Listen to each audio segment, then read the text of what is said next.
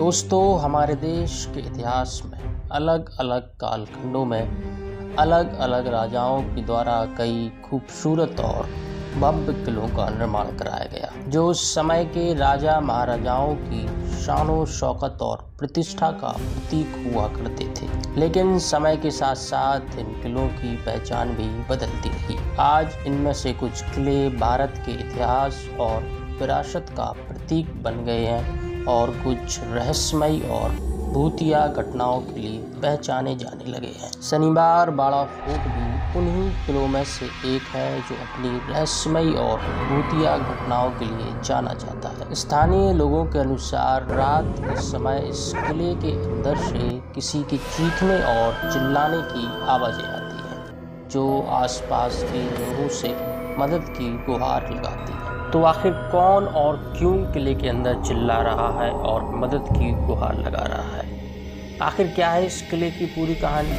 आज की इस वीडियो में हम इन सारे सवालों के जवाब ढूंढने का प्रयास करेंगे। वीडियो पसंद आए तो वीडियो को लाइक और चैनल को सब्सक्राइब जरूर करें। दोस्तों, शनिवार बाड़ा फोर्ट भारत की सबसे भूतियाई जगहों में से एक है, जो महाराष्ट्र के पुणे शहर में स्थित है। यदि बात करें इस किले के इतिहास की, तो इस किले का निर्माण सन 1730 में पेशवा बाजीराव प्रथम ने शुरू करवाया था और 1732 आते आते यह किला बनकर तैयार हो चुका था। क्योंकि इस किले की नींव शनिवार के दिन रखी गई थी, इसलिए इस किले का नाम शनिवार बाड़ा फोर्ट पड़ गया। इस किले के बन जाने के बाद बाजीराव प्रथम अपने पूरे परिवार के साथ इस भव्य और शानदार महल में रहने लगे, जो 12 मंजिल ऊंचा था, जिसे बनाने में उस समय लगभग 16,000 रुपए का खर्च आया था। दोस्तों, बाजीराव प्रथम के 2 पुत्र थे। उनके बड़े पुत्र का नाम नाना साहेब और छोटे पुत्र का नाम रघुनाथ राव था। नए महल में कुछ दिन बिताने के बाद बाजीराव प्रथम का निधन हो जाता है। इसके बाद उनके बड़े पुत्र नाना साहब को पेशवा की गद्दी पर बैठाया जाता है। पेशवा नाना साहब को भी 3 पुत्र हुए, जिनके नाम विश्वास राव, माधव राव और नारायण राव थे। पेशवा परिवार में सब कुछ ठीक चल रहा था कि एक दिन अचानक नाना साहब की मौत हो जाती है। उनकी मौत के बाद उनके बड़े बेटे विश्वास राव पेशवा की गद्दी पर बैठते हैं। पेशवा बनने की कुछ समय बाद ही विश्वास राव अफगान सेनाओं के खिलाफ पानीपत की तीसरी लड़ाई के दौरान मारे जाते हैं। इसके बाद उनके भाई माधव राव पेशवा बन जाते हैं, जो 1772 तक पेशवा रहे। सन 1772 में माधव राव की मौत के बाद नाना साहब के सबसे छोटे बेटे नारायण राव को पेशवा का पदभार संभालना पड़ा। उस समय नारायण राव मात्र 17 वर्ष के थे। चूँकि वे वयस्क नहीं हुए थे, इसलिए उनके चाचा रघुनाथ राव अपने भतीजे की ओर से राज्य प्रभारी बने। राज्य प्रभारी बनते ही उनके चाचा के अंदर सत्ता का लालच आ गया और उस लालच को उनकी पत्नी आनंदीबाई ने उनकी महत्वाकांक्षा बदल दिया। रघुनाथ राव की पत्नी आनंदीबाई ईर्ष्यालु प्रवृत्ति की महिला थी।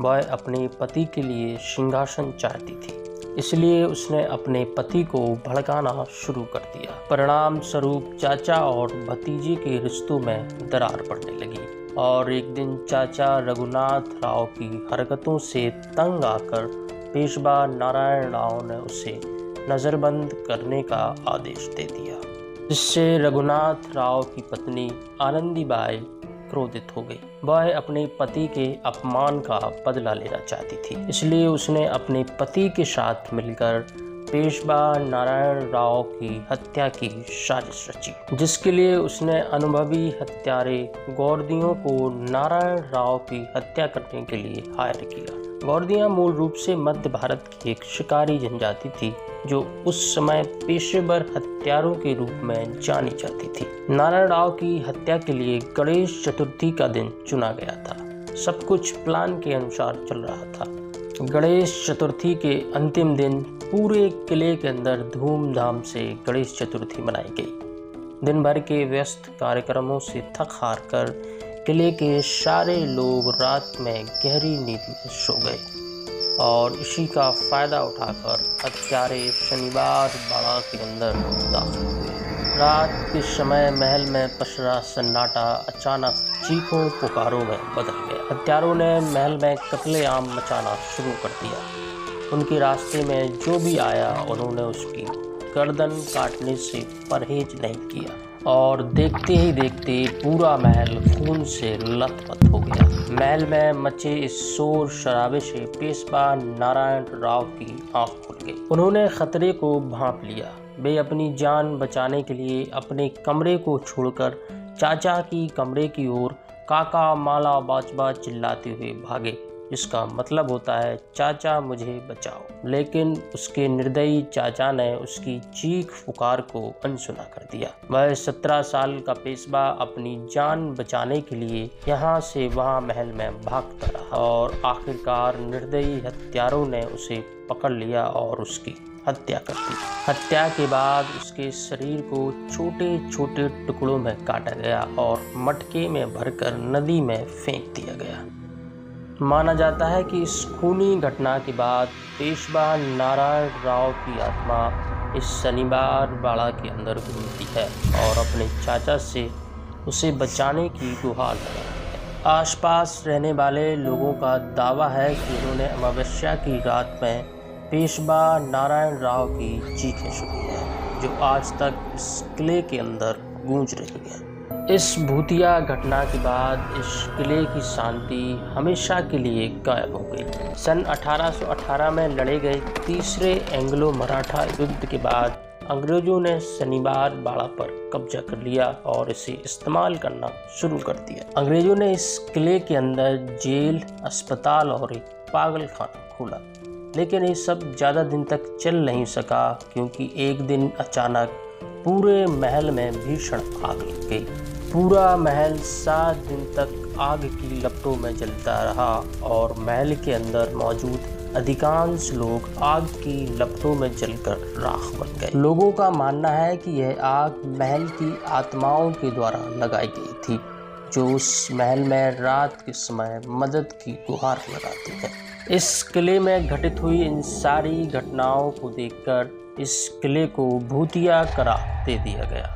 एक किला जो कभी अपनी भव्यता और सुंदरता के साथ पेशवाओं की प्रतिष्ठा का प्रतीक हुआ करता था, वो अब अंधेरों, जर्जर दीवारों और खंडरों में तब्दील हो चुका है। दोस्तों, इस किले के अंदर हुई नारायण राव की मौत भारतीय इतिहास का खूनी अध्याय है, जिसने पेशवा बाजीराव प्रथम की विरासत को बदनाम किया। शनिवार बाड़ा फोर्ट की कहानी यह सिखाती है कि हमें अपने पारिवारिक रिश्तों पर अपनी महत्वाकांक्षाओं को हावी नहीं होने देना चाहिए और प्रत्येक स्थिति में रिश्तों को निभाने का प्रयास करना चाहिए। इसके साथ साथ ये कहानी यह भी दर्शाती है कि हमें अपने जीवन में किसी भी प्रकार का लालच नहीं करना चाहिए, चाहे वो धन का हो, प्रतिष्ठा का हो या फिर सत्ता का ही क्यों ना हो। लालच हमेशा मनुष्य के पतन का कारण बनता है। दोस्तों, आशा करता हूँ कि आज की वीडियो से आपको कुछ सीखने को मिला होगा। वीडियो पसंद आई तो वीडियो को लाइक और चैनल को सब्सक्राइब जरूर करना। तो मिलते हैं किसी नई वीडियो में किसी नए टॉपिक के साथ। तब तक के लिए जय हिंद, जय भारत।